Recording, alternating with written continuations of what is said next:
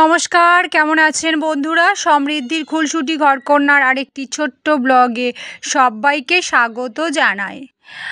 আজ ভীষণ গরম পড়েছে বন্ধুরা, আর গরমকালে অবভিয়াসলি গরম পড়বে, সেটাই তো স্বাভাবিক।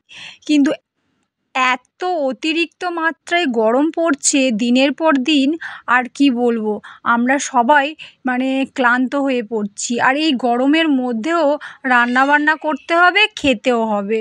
তো চলো আজকে আমি আমার ব্লগে শুধু রান্নাবান্নাই দেখাবো। তো চলো বন্ধুরা, সাথে থাকবেন, পাশে থাকবেন, আর আমার ব্লগটি দেখতে থাকবেন। চলো, এই গরমের মধ্যে নিয়ে চলে এসেছে শিমুল ট্যাংরা মাছ। আরে বাবা, এই গরমে কেউ এইসব মাছ নিয়ে আসে না? আমার হাজব্যান্ডের ইচ্ছা আজ শিমুল ট্যাংরা মাছকে কষিয়ে মাংসের মতন বানাতে হবে। তো চলো, আমি লাল লাল করে ভেজে নিয়েছি। আরে বাবা, বাঙালিদের 12 মাসে যেমন 13টা পার্বণ লেগে থাকে, ঠিক 12 মাসে 13 বারই রান্না করতে হবে। 13 রকমের, এক একজনের জন্যে এক এক রকম পদ রান্না করতে হবে। ঘরে বাচ্চা আছে, বড় আছে, সবাই মিলে রান্নার জোগাড় করতে হবে। এদিকে বড়দের জন্যে কষিয়ে কষিয়ে রান্না করতে হবে, ওদিকে বাচ্চাদের জন্য হালকা পদে রান্না করতে হবে। আরে বাবা, আমি তো মানুষ, আমি কোন দিকে যাব? তো আমি নিজেই মাঝখানে ফেঁসে গেছি বন্ধুরা। রান্না বান্না করব না বাচ্চাদের না বড়দের? তো চলো, এখন আমি দেখাচ্ছি বড়দের জন্য রান্না বান্না। এই দেখো শিমুল ট্যাংরা মাছ, আর এখানে রাখা আছে পেঁয়াজ কুচানো, আর উপকরণগুলো সব সাথে আছে। তো এখানে গরম তেলের মধ্যে পেঁয়াজ, শুকনো লঙ্কা, তেজপাতা আর টমেটো কোচানো সবগুলো উপকরণ দিয়ে আমি ভালো করে কষিয়ে নিচ্ছি লাল লাল করে।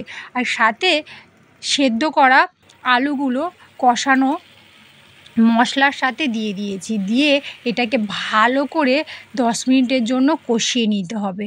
এরপরে মাছগুলোকে ছেড়ে দিয়ে আর একটু নেড়ে চেড়ে দেখো একটু 5 থেকে 10 মিনিট ফোটাতে দিতে হবে। আর তারপরে দেখো শিমুল ট্যাংরা মাছের রেসিপি একদম রেডি হয়ে গেছে। দেখতে পাচ্ছ, এটা হচ্ছে বড়দের জন্য রান্না বান্না। তো শিমুল ট্যাংরা মাছের ঝোলটা কেমন হয়েছে বন্ধুরা অবশ্যই জানাবেন কমেন্টে। ঝোল বলা ভুল, ওই কষানো তরকারি, পুরো মাংসের মতো মনে হচ্ছে, কিন্তু মাংস না, কিন্তু খেতে খুব সুস্বাদু লাগে। এরপর চলে আসছি বাচ্চাদের জন্য একটু রান্নাবান্না করে ফেলি। তো চলো, আমি গোটা জিরে, শুকনো লঙ্কা আর তেজপাতার ফোড়ন দিয়ে কুমড়ো, বরবটি আর সাথে আছে ঝিঙে আর আলু, এই সবগুলো তরকারি আমি একটু নেড়ে চেড়ে নেব। নিয়ে এই গরমের মধ্যে বুঝতে পারছো তো বন্ধুরা, বাচ্চাদের জন্য একটু হালকা পাতলা ঝোল বানানো দরকার। তাই রান্নাঘরে বড়দের রেসিপি তো রান্না করে ফেলেছি। এই দেখো মৌরলা মাছ, আর এখানে রয়েছে বড়দের জন্য যে আমি শিমুল ট্যাংরা মাছের কালিয়াটা বানিয়েছিলাম, সেটা কেমন হয়েছে সেটা আপনারা দেখে অবশ্যই কমেন্ট করবেন বন্ধুরা। হ্যাঁ, তো এটা কমেন্টে জানান কেমন হয়েছে।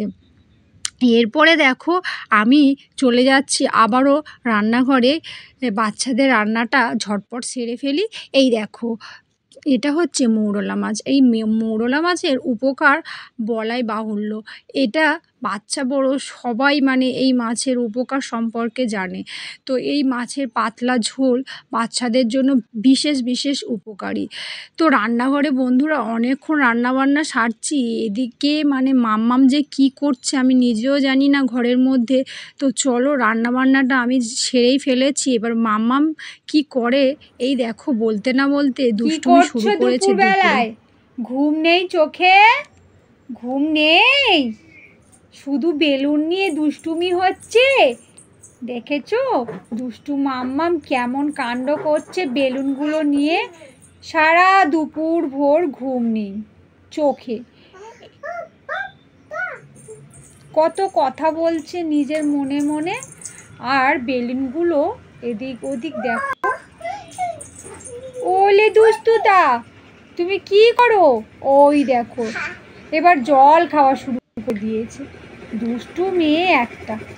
তো এই গরমে আমি দুটি রান্নাবান্না শেষ করলাম। আর এটা হচ্ছে বড়দের রান্না আর সাথে রয়েছে বাচ্চাদের রান্না।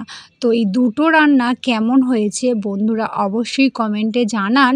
আর আমার এই সমৃদ্ধির খুনসুটি ঘরকন্নার ব্লগে রান্নাবান্না, খাওয়া দাওয়া, সাথে রয়েছে মানে কি বলবো, এনজয়, আরও অনেক কিছু আমার এই ছোট্ট ব্লগে আছে। তো আজকের ব্লগটি আপনাদের কেমন লাগলো সেই মন্তব্যটি অবশ্যই কমেন্টে করুন।